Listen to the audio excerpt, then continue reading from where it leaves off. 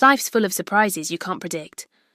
I thought to myself that evening, sitting in the tiny hotel room alone with Gary. My husband Logan being away in another city for the last few months had already made me so tense I missed him, sure, but it wasn't. Just about him not being around it was his neglect, his lack of interest. That was the real problem. Lonely nights were eating away at my soul, but how could I have known that? Asking my stepson Gary to take me to see Dad would end with us stuck in a hotel room. Together, a tiny hotel room with a single bed. I had no idea what was about to happen. Let me tell you everything, from the very beginning, every little detail, trust me. The end of the story is going to be way more exciting than you expect that morning. As I was leaving the house, I caught a quick glimpse of myself in the mirror. I was tense, yeah, but it still looked good even with Logan leaving me so alone. I still felt desirable, still felt alive. But even those feelings weren't enough anymore, they didn't satisfy me in the kitchen. Gary was finishing his breakfast when I called out to him from behind. You're starting college at the end of the summer, I know, but you need to get better at driving, come on. Take me to your dad. He looked up at me, that same cheeky grin on his face he always wore. Gary was a sweet kid with a quirky, funny side, but he could be such a little troublemaker. At times, all right, stepmum, he said, teasingly, but on one condition, tell Dad to get me a better car for the summer. We'll talk about it, I said sharply, rushing him off. Inside, though, I was just thinking, let's just get this trip over with, but I had no clue the ride wouldn't. Go as planned, we'd been driving for about 2 hours. I was in the back seat messing around on my phone while Gary hummed along to some random song on the radio, throwing out dumb jokes every now, and then that only made him laugh. Then all of a sudden the car made this horrible sound, a hiss, and then died completely. What's happening? I asked, trying not to sound too freaked out. I think the car broke down, Gary muttered, pulling over to the side of the road, clearly annoyed, so there we were, stuck in the middle of nowhere. The signal on my phone was barely there, and there wasn't a soul around to help. We spent 2 hours arguing, calling every mechanic we could find and trying to fix the damn thing. Finally, we had to accept the obvious. The only option was to spend the night at the closest motel at the motel reception, while Gary talked to the guy at the desk. I stood behind him, frustrated as hell. If Logan hears about this, he's going to lose it. I thought, but strangely in that moment, I didn't feel like it mattered all that much. Deep down, I just knew tonight was going to change. Things before this story gets even crazier. Make sure to subscribe to my channel and turn on those notifications. Trust me, you don't want to miss the rest of this. By the end of it, I'd love to see your support poured in the comments and with those likes when we got to the room and opened the door. All my expectations crashed and burned. The space was tiny, barely big enough to turn around in one bed, one nightstand, a dim, flickering overhead light that made everything look dingy. The ceiling felt low. The AC barely worked, and the one small window just faced the parking lot. This is it, I muttered. Disappointed, Gary walked in behind me, laughing. What did you expect, a 5-star hotel, relaxed stepmum? It's just one night. That teasing tone again, that same smirk, it drove me nuts. But at the same time, it sparked something inside me that I couldn't explain. And even, though I hated to admit it, the idea of being stuck here alone with Gary tonight didn't seem all that bad. Gary walked in behind me, laughing. What were you expecting? A 5-star hotel? We're just here for one night, relaxed stepmum. That teasing tone, in his voice paired with that cheeky grin, only made my frustration worse. But at the same time, I couldn't say I entirely hated Gary's carefree, laid-back attitude being around him, even though I'd never admit it stirred something inside me, a kind of excitement. I didn't fully understand. This heat is killing me, I said, rubbing the back of my neck. I think I need a shower or I'm seriously going to pass out. Sure, Gary said, casually throwing himself onto the bed and lying flat on his back. This is your kingdom, Carmen. Do whatever you need to feel at home. I glanced at him for a second. His lean but toned frame, mixed with the slight boyishness of his face, gave him a strange kind of charm. But I quickly tried to shake the thought out of my head. He was Logan's son, after all. My stepson. I stepped into the bathroom and shut the door behind me for a moment. I just stared at my reflection in the mirror. My hair was stuck to my skin from the heat, but I still looked good. I still had that spark. Turning the shower on, I let the water run and stepped under it, hoping it would wash away the mess of emotions building up inside me. I'm 47 years old, I thought, And Gary, he's not a kid anymore, he's 22, about to start college. And here we are stuck together, in this tiny hotel room for a couple of days. The thought both unsettled and excited me in a way I couldn't quite describe. Logan popped into my mind. Logan, I wanted to surprise you, I wanted to come. See you to be with you, but now I'm here stuck in this hotel room with your son, and I don't know how to feel about it. The steam from the shower filled the small bathroom, the heat relaxing my body. Even as my mind raced Gary's grin's easygoing nature, it was sparking something unexpected inside me. Standing under the stream of water, I couldn't tell what this spark might turn into, but I knew something was changing later. I decided to head downstairs for dinner and clear my head a bit. I threw on a light, flowy dress. It was perfect for the heat, but it also made me feel a little more at ease as I was trying to shake off this weird tension. The hotel restaurant was simple but cozy fitting for a place this small. I ordered a light meal and a glass of wine, hoping it would help me relax. The sun had set, and the street lights outside the hotel were glowing softly. Sitting there, I couldn't stop my mind from wandering back to the room upstairs. I wondered what Gary was up to right now. Someone as restless and full of energy as him probably wasn't having much fun being cooped up in a cramped room, but somehow that relaxed attitude of his so effortless soca-free was driving me crazy, in a way I couldn't quite explain when my wine was gone. I gave my plate a final glance and made my way upstairs, taking slow steps. When I reached the room, everything was so quiet. I opened the door, and the sight that greeted me left me momentarily breathless. Gary had taken a shower and was lying on the bed in just a robe, completely knocked out. His half-open robe revealed most of his lean, fit body. His damp hair fell over his forehead, and there was a faint smile on his lips like he was dreaming. My heart started pounding. It was the last thing I expected to walk into for a second. I froze by the door, unsure of what to do. Inside me, there was this strange mix of emotions. I felt embarrassed, but I couldn't take my eyes off him. Carmen, what the hell are you doing? That's Logan's son.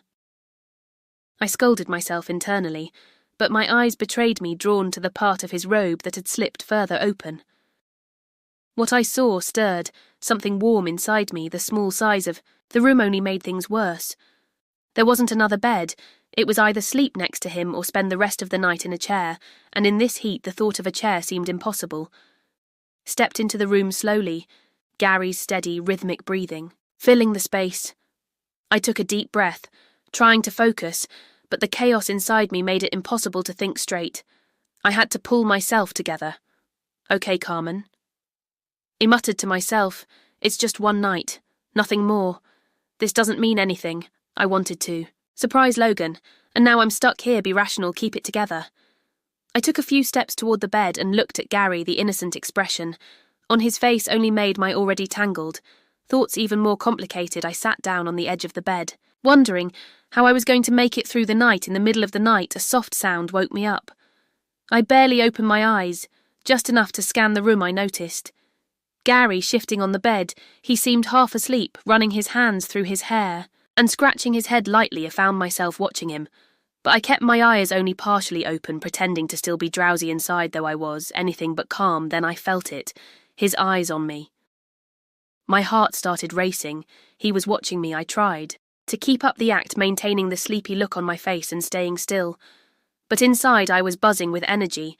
Untie the belt of his robe. As it loosened, the robe slipped off his shoulders, revealing more of his toned young body. The way his muscles moved, slightly, with his motions, sent a strange warmth through me. I couldn't stop myself. In that moment I realized two things: I had no control over what was happening, and part of me didn't even want to stop it. Gary pulled out a pair of shorts from the wardrobe while doing so. He kept glancing back at me as if trying to figure out whether I was awake. His looks made me even more excited.